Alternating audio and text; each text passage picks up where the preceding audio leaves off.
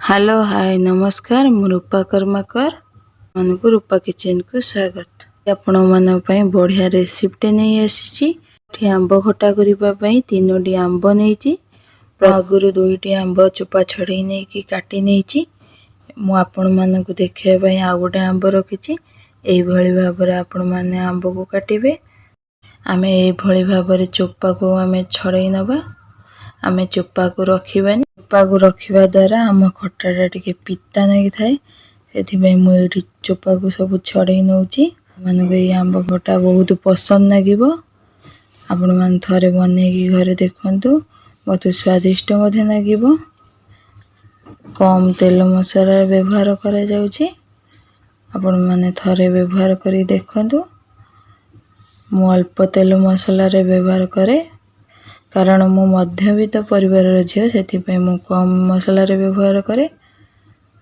देखु आमर आंब ये चोपा छड़े ही गले प्रथम आम टाकुआ काढ़ी नेबा परे आम ये आंब को छोट छोट करके काटी नेबा देखो मुझे छोट छोट करके काटी नौची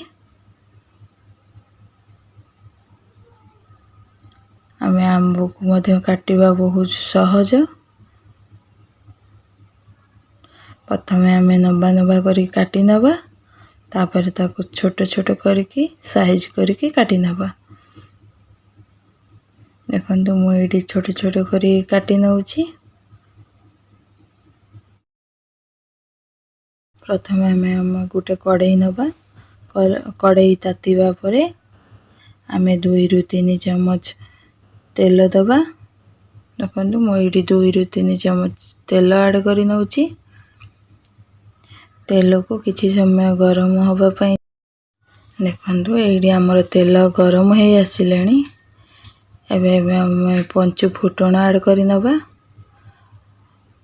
15 ରୁ 20टा सुखिला लंका ऐड करिबा आम खटाटा लंका देवा द्वारा ही बहुत टेस्टी होता है आम लंका किसी समय भाजीबा परे आम एबे आंब को ऐड कर नबा देखो मुझे आंब को ऐड कर नौची आम सब आंब को ऐड कर नौचे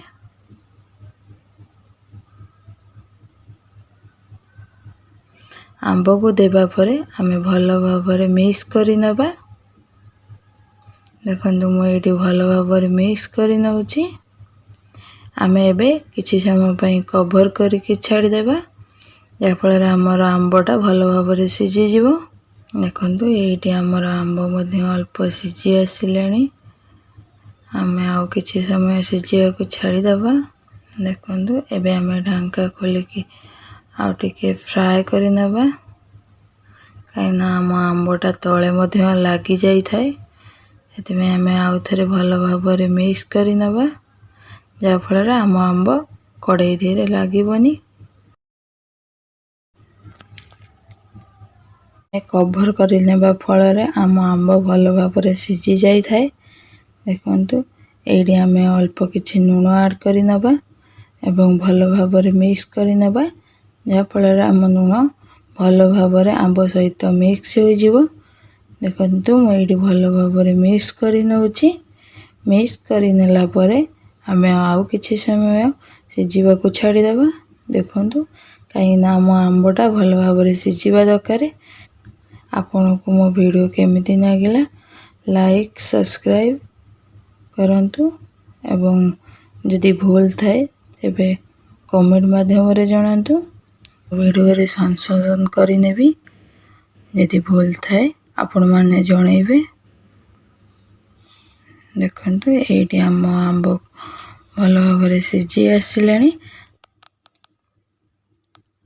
एबे आमे गुड़ को ऐड कर नबा आपण माने भी चीनी भी ऐड करि परंती मते गुड़ भल लगी थाए से मो गुड़ को ऐड कर नौची गुड़ को ऐड कर नेबा परे भल भाव मिक्स कर नौची देखंतु गुड़ देले बहुत टेस्टी होता है आपण माने जदि गुड़ पसंद नुह आपण माने चीनी रे करि परिबे गुड़ देवा परे आमे भल भाव मिक्स कर नबा कहीं तले लगी जीवो ସେଥିପାଇଁ ମୁଁ ଏଠି ଭଲ ଭାବରେ ମିକ୍ସ କରି ନେଉଛି।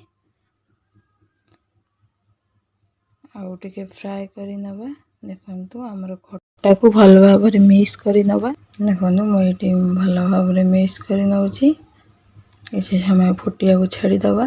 ଦେଖନ୍ତୁ ଏଇଠି ଆମର ଖଟା ପ୍ରସ୍ତୁତ ହେଇ ଆସିଲାଣି। ଆପଣମାନଙ୍କୁ ବି ଏହି ଖଟା ବହୁତ ପସନ୍ଦ ଲାଗିବ। ଆପଣମାନେ ଏହି ଖଟାକୁ ମଧ୍ୟ ମାସେ 2 ମାସ ଧରିକି ରଖିକି ଖାଇପାରିବେ। ଏହି ଖଟା ଖରାପ ହେବ ନାହିଁ।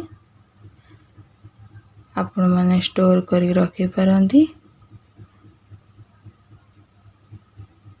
ଦେଖନ୍ତୁ ଏଇଠି ଆମର ଖଟା ପ୍ରସ୍ତୁତ ହେଇ ଆସିଲାଣି, ପ୍ରସ୍ତୁତ ହେଇଗଲାଣି। ଆମେ ଏବେ କସ୍ତୁରୀ ମେଥି ଆଡ୍ କରି ନେବା।